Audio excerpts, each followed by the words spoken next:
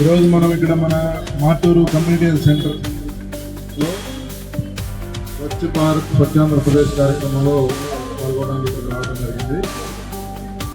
ఒకసారి మనం ఈ హాస్పిటల్ చూస్తే చాలా ఆనందంగా, ఎందుకంటే గతంలో ఈ హాస్పిటల్ కనీసం రోజుకి 10 మంది రోగులు కూడా వచ్చే పరిస్థితి లేదు. కానీ ఈరోజు కనీసం 300 నుంచి 500 మంది ఈ హాస్పిటల్కి ప్రతిరోజు చుట్టుపక్కల ప్రాంతంలో ఉండే నిరుపేదలు వచ్చి రూపాయి ఖర్చు లేకుండా వైద్య సదుపాయాలు పొందుతూ ఉన్నారు. అలాగే ఇక్కడ అన్ని రకాల టెస్టులు ఇంక్లూడింగ్ ఎక్స్రేతో సహా అన్ని రకాల టెస్టులు ఫ్రీగా ఇక్కడికి వచ్చిన పేషెంట్లకి జరుగుతూ ఉన్నాయి. వీటితో పాటు ఇక్కడ ఆయుష్ హాస్పిటల్ కానీ, తర్వాత హోమియో ఆయుర్వేదిక్ మెడిసిన్ కానీ, హోమియో మెడిసిన్ ఇవన్నీ కూడా బ్రహ్మాండంగా వారికి సేవలు అందిస్తూ ఉన్నారు. దీనితో పాటు గతంలో 2014-19 మధ్య 14కు ముందు చాలా ఇది నిరుపయోగంగా ఉన్న హాస్పిటల్, కనీసం 10 మంది కూడా వచ్చే పరిస్థితి లేదు.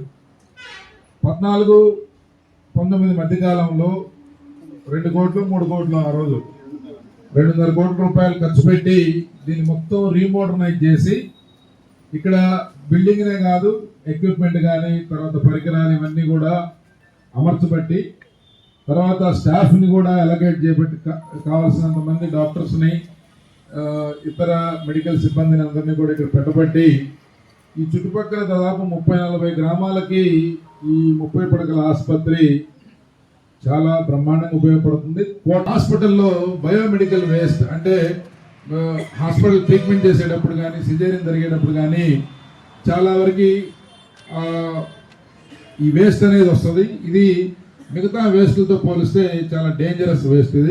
దీన్ని ప్రాపర్గా డిస్పోజ్ చేయకపోతే చుట్టుపక్కల ఉండే ప్రజలకు కానీ, లేకపోతే అది ఎక్కడేసినా కూడా మిగతా ప్రజలకి చాలా ఎఫెక్ట్ అయ్యే అవకాశం ఉంది.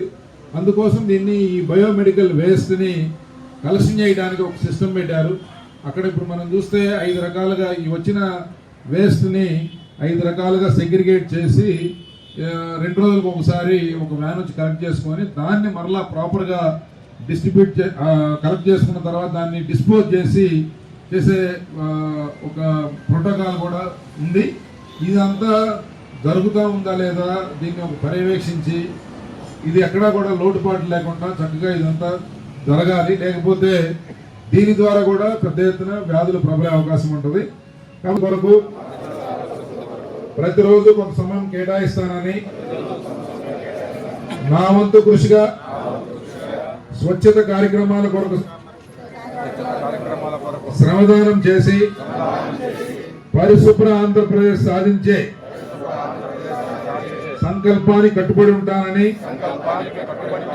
ఈ రోజు పరిశుభ్రత గురించి నేను వేసిన ఈ ముందడుగు ఆంధ్ర రాష్ట్రాన్ని పరిశుభ్రంగా ఉంచడంలో సహాయం చేస్తుందని నమ్ముతూ ఈ రోజు నుండి నా తోటి వారికి కూడా స్వచ్ఛతపై అవగాహన కల్పించే దిశగా